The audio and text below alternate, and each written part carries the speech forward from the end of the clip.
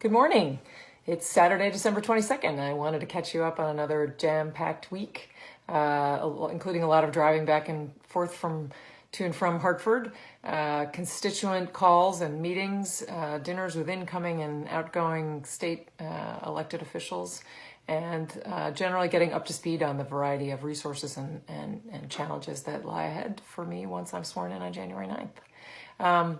Couple of things to catch you up on. On Monday, there was a Legislators Breakfast sponsored by the Northwest Hills Council of Governments, the Northwest Connecticut Chamber of Commerce, and Ed Advance, which is an organization that promotes school districts and their communities. And there were 9 state legislators that presented their views on the priorities ahead, and it was an opportunity for a lot of constituents to ask us questions. And it was the first time that I have sat on one of those legislators' breakfast with the regional legislators. So I wanted to give you a little context on that. As you may know, in November's election, gave Democrats strong majorities in both the House and the Senate, as well as the governor's office and every statewide office. But in the Northwest region of the state, actually, Democrats are in the minority. So to me, that actually ensures a healthy balance, and it makes it certain that we, on both sides of that political conversation, will have to spend time listening to and speaking with people who hold different political views. I think that makes for better policy, and I look forward to that aspect of representing the Northwest corner. An important hallmark or important theme for this conversation was communication between, I think, the partisan divide, but also communication between statewide elected officials and municipal elected officials. I think it's really important for us to be in good communication with the needs of the towns, in particular representing a district that includes 9 towns. That's a challenge, but also an opportunity. And I really look forward to advocating for that perspective in Hartford.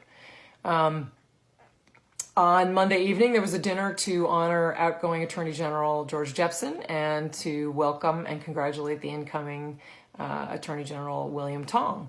William Tong and I overlapped in law school and have some stories that we've started to share with one another about that experience.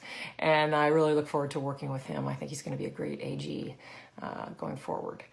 Tuesday for me was a Hartford day packed. The first half of the day was the 2018 Issues Caucus, which is run by the nonpartisan offices in Hartford that serve the legislature, and that includes the Office of Legislative Research, otherwise known as OLR. There will be a lot of acronyms in this, so be ready.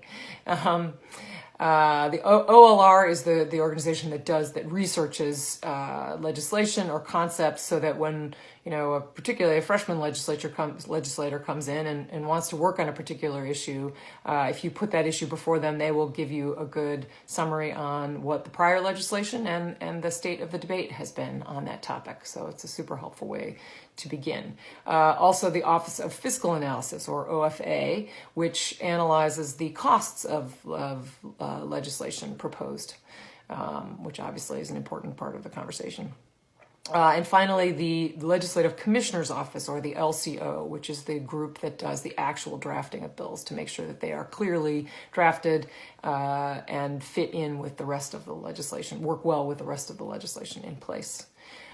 We covered a variety of topics from those 3 organizations from a nonpartisan basis, including the big one, budgeting in an era of fiscal constraints.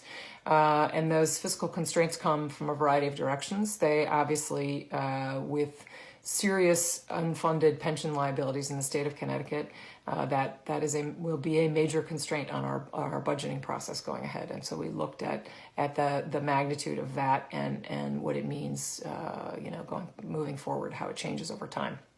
But there are also a number of constraints that are both constitutional and statutory that restrain how the legislature and the governor's office can budget. And those constraints are designed to, on the one hand, make sure that we have a reserve in the event of, it's the rainy day fund, it's sometimes called, in the event of a recession, for example, and other constraints that are aimed at the volatility of our revenue streams. And that's so that we can try to budget in a sustainable and predictable way, which, among other things, is very important for towns and businesses and people who plan their own budgeting around the state budget. To understand, to have some predictability in that process will be an important thing. So that's obviously a big topic for us.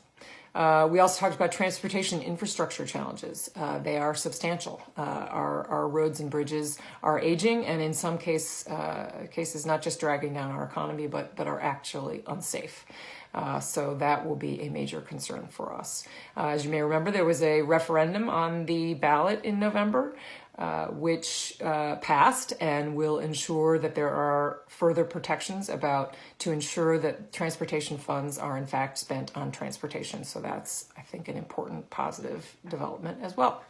Another topic was job growth and economic development. We looked at trends both in the state and nationwide, including the relative loss in Connecticut of high-wage jobs being replaced by lower wage sectors.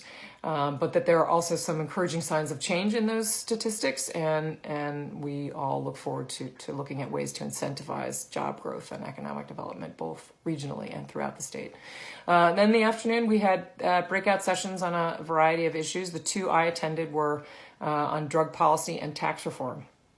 So on drug policy, that focused in particular on the potential to legalize marijuana in the state of Connecticut, which is one of the reasons that's coming to the forefront at the moment, is not just because many other states have already done that or are considering doing it, but it's a potential revenue stream. And so there's some temptation to lean into that right away.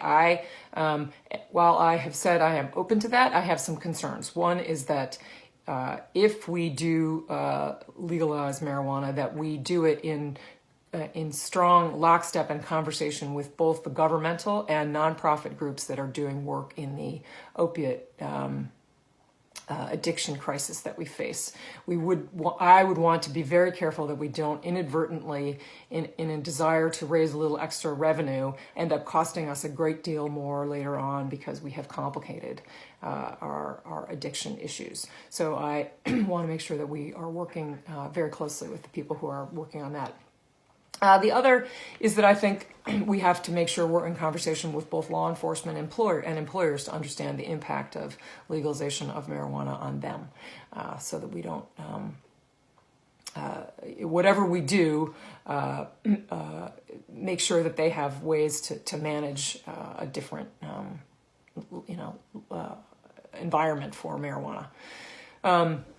The other topic, again, federal tax reform, or not responses to federal tax reform. The federal cap on property tax deductions hit many Connecticut homeowners quite hard, and Connecticut is looking at creative solutions to address that problem. We were also, there's a recent Supreme Court case which makes it possible for Connecticut to enforce a law that's been on its books for a long time but not enforceable, which relates to the taxation of out-of-state internet sales. So that was another tax topic.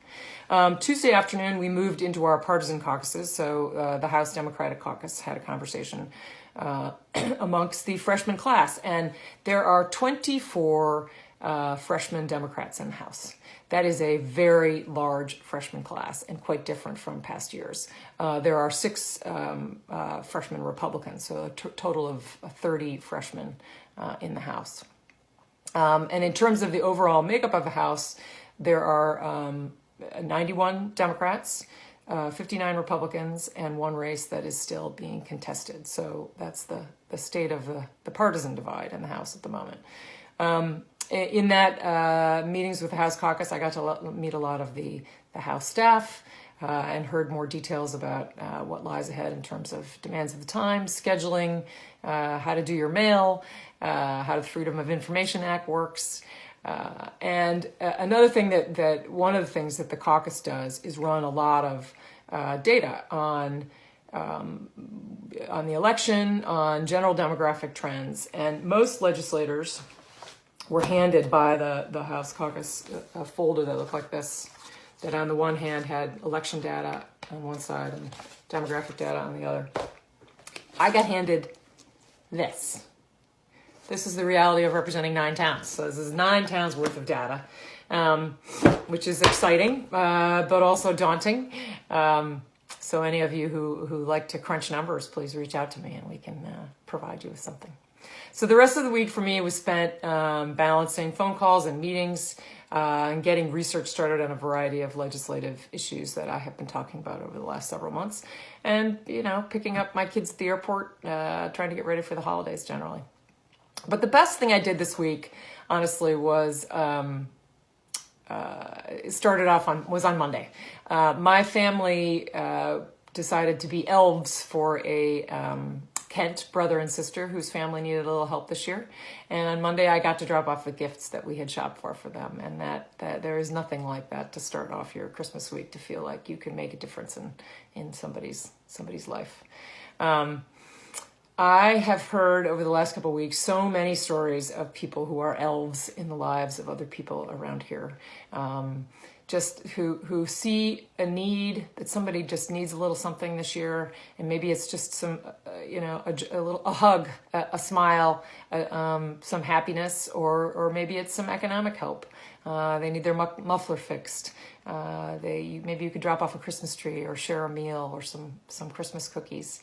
And not just the stories are all seeing a need, seeing a neighbor or a friend who needs a little something, but finding a way to help them without being asked for it. It's a really powerful thing that knits our communities together, and it's hearing those stories is a really heartwarming thing. So I just wanted to say, from my family to yours, I hope you have a warm and joyous holiday season. If you celebrate Christmas, I hope it is festive and happy for you. I know that the holiday season sometimes can be a time when you keenly miss family members that you've lost. I am certainly among that, having lost my mother around the holidays last year.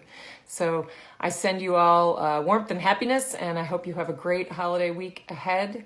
And if I don't see you next week, as I'm going to try to take a little family time off, see you in 2019.